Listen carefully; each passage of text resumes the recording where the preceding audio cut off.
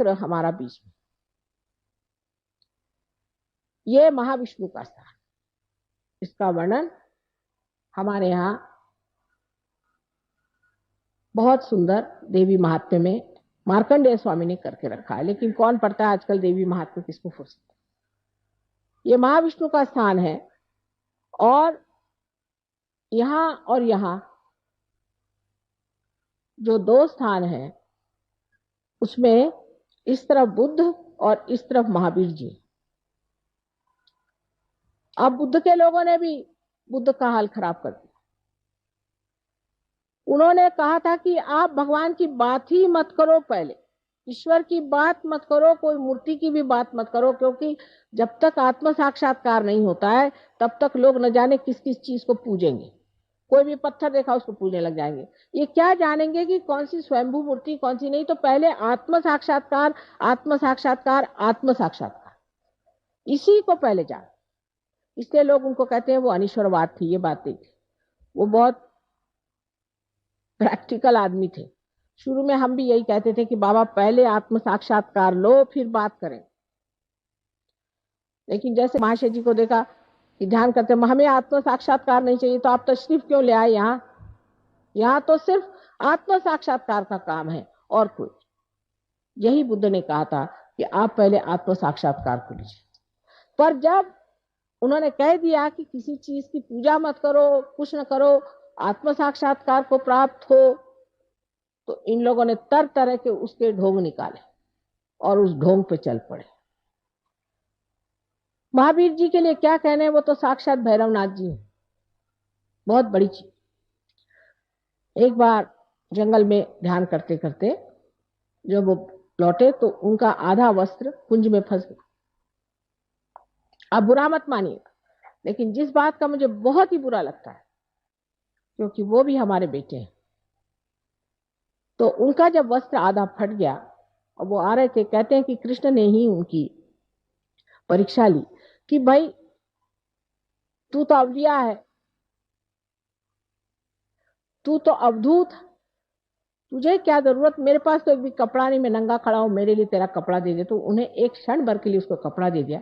वो तो राजप्रसाद में रहने वाले राजकुमार थे, एक क्षण भर के लिए वो छिपा कर चले गए और अपना कपड़ा पहन लिया। आज देखिए कि उनके क्या क्या तमाशे लोगों ने बना के रखे हैं। एक माँ के हृदय से पूछिए, क्या इस तरह से उनके तमाशे बनाने चाहिए? सारी दुनिया भर में उनको इस तरह से घुमाते हैं और रास्ते पर भी इस तरह से घूमते हैं बेशर्म जैसे लोग। ये क्या, उन्होंने, महावीर जी ने ये कहा था, अरे महावीर जी हो जाओ फिर देखा जाएगा। इस तरह की अनेक चीजें लोगों ने की है, जिससे कि मेरा हृदय एकदम कभी कभी लगता है कि इन लोगों के पाप कभी धुलेंगे ही नहीं, जिन्होंने इतनी बड़ी बड़ी महान विभूतियों का इस तरह से अपमान खुले आम पत्थरों पे किया, सीमेंट पे किया, हर जगह कर रहे हैं। इनको कैसे परमात्मा माफ कर सकता है?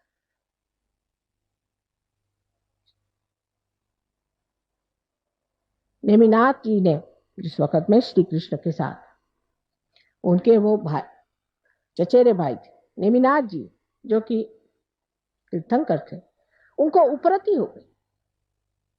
उनके शादी में बहुत सारे जानवर आए मारने के लिए और परिंदे आए, उनको देखकर उपरति हो गई। ऐसे सबको हो सकती है। तो उन्होंने ये बात कह दी कि भाई मैं ये हिंसा नहीं करूंगा। लेकिन अब जो कीड़े मकोड़ों को भी बचाते बैठते हैं, ये कोई उन्होंने कहा था क्या? कहां से कहां आप लोग पहुंच जाते हैं। कम से कम जो सही बात है उसको सीखना चाहिए। मैंने बहुत सारे जैन मुनियों से बात करी कि भाई जो महावीर जी ने कहा ध्यान करो, वो क्यों नहीं करते हो, ये सब मंदिर मंदिर बनाते हो। तो कहने लगे कि माँ इसलिए कि ध्यान करने से शुद्र सिद्धि आ जाती है। मैंने कहा देखो भाई, शुद्र सिद्धियां आती है तुम्हारे अंदर, ठीक बात है, लेकिन अब हम तुमको सहयोग से असली ध्यान लगाएंगे। आप पहले ध्यान करो। आप बहुत से जैन लोग सहयोग को समझ रहे हैं कि ये महावीर जी का जो कहना है वही माता जी का है, और जो बुद्ध ने कहा वही काम माता जी, जो सच्चा दरबार कहते हैं वो ये। और बेकार की चीजों में अपना पैसा, अपना सारा चित्त बर्बाद कर देना ठीक है। अब तीसरे यहाँ ईसा मसीह, ईसा ने, क्योंकि उनका स्थान बराबर आंखों के बीच में जो ऑप्टिक चाइज्मा उसमें है, तो उन्होंने एक वाक्य कहा था, दाउ शैल्ट नॉट हैव एडल्ट्रस आईज, कि तुम्हारी आंख इतनी अबोध होनी चाहिए कि उसके अंदर कोई सी भी लालसा नहीं होनी चाहिए। बताइए, ऐसा आपको आज तक कोई ईसाई मिला है जिसके आंख में लालसा ना हो? जिस बात को उन्होंने खास ठोस तरीके से कहा, वही चीज उनमें नहीं। वो तो सभी में एक ही हाल है। जबकि हमसे भी बताया गया कि हम सब में आत्मा स्थित है, तो हम लोगों ने जाति बना ली जन्म के अनुसार। जन्म के अनुसार जाति हो ही नहीं सकती, और व्यास जी लिख ही नहीं सकते। व्यास जी किसके लड़के थे? जिसको मालूम है सो जानते हैं क्या? मत्स्यगंधा के लड़के थे ना, एक मच्छियारिन के लड़के थे, शादी भी नहीं हुई। वो व्यास जी क्या ऐसी बात लिखेंगे? लेकिन ये बना दिया कि जन्म से आप ब्राह्मण है, ब्राह्मण होना पड़ता है। यही बात मैंने आपसे बताई। अब आप समझ लीजिए कि धर्म के मामले में अपनी कल्पनाएं जो गलत है उसको सही करना पड़ेगा। अगर वो नहीं सही करी, वो अगर हमारी कल्पनाएं हमने नहीं करी और वो हम सीधे नहीं हुए, तो हम धर्म को प्राप्त नहीं हो सकते हैं। जैसे कृष्ण ने कहा कि मारो इसको, ऐसी चीज जो सच है उसको पाना है, उसको मानना है। इससे हमारे अंदर के जो दूषित धर्म है सब निकल जाएंगे, और जो सच्चा धर्म वो खड़ा होकर के सारे विश्व में एक धर्म हो जाए, क्योंकि सब ने एक ही बात कही। अब रही बात कि उसके 3 चक्रों के बारे में, मैंने बताया आपसे 3 जो यहाँ पर है कि बुद्ध, महावीर और ईसा मसीह, ये 3 आए और इनका जीवन तपस्या से रहा। अब वेद में भी 7 हमारी स्थिति बताई। भू माने पृथ्वी, पृथ्वी से बना हुआ श्री गणेश। भूर्व अंतरिक्ष बना हुआ ब्रह्मदेव, ब्रह्मदेव ने अंतरिक्ष बनाया। उसका वो सिर्फ जो तत्व है वो कहते हैं भूर्भुव स्वाहा। स्वाहा नाभि चक्र पे होता है, जहां हम सब चीज को खा जाते, जहां अग्नि खा जाती, ये लक्ष्मी नारायण जी का स्थान होता है। भूर्भुव स्वाहा मना, ये मां का स्थान, जगदम्बा का। जना, जना इसलिए कि श्री कृष्ण ने जन जागरण का विचार किया, जन में उतरे। और इतना ही नहीं, विराट, श्री कृष्ण स्वयं साक्षात विराट है। सारे जन के अंग प्रत्यंग उनके अंदर है, इसलिए वो जन। और तप, इन तीनों ने तप किए हैं। और अब सहस्त्रार पे सत्य है जो आदि शक्ति आपको देती। इस प्रकार जो उसमें तत्व लिखा गया है वही विशद रूप से भक्ति मार्ग में लोगों ने देवी देवताओं की तरफ से वर्णन किया। ये सब की सब सच्चा है, सिर्फ कहीं एक अंग है, कहीं दूसरा अंग है। और एक हाथ को कोई लेकर झगड़ा करेगा और दूसरे हाथ को लेकर कोई झगड़ा करेगा, तो उसे क्या कहा जाए? इसे तो दोनों भी हाथ टूटी जाते हैं और टूट ही गए।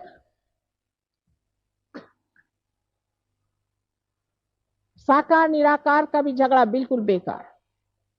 अब सिर्फ सत्य पे आप आइए, आप समझ जाएंगे कि निराकार में साकार कैसे है और साकार में निराकार कैसे। ये समझने की बात। आज्ञा चक्र जो है वो यहाँ पर सीता है, और ये महाविष्णु का स्थान है।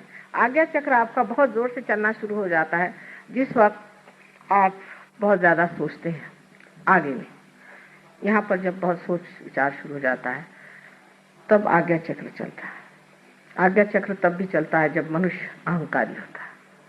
जब उसमें अहंकार आ जाता है तो उसका आज्ञा चक्र बहुत चलता है। और ऐसा आदमी जब अहंकार के दमन का प्रयत्न करता है तो वो अपने ही छाया के साथ लड़ते रहता है।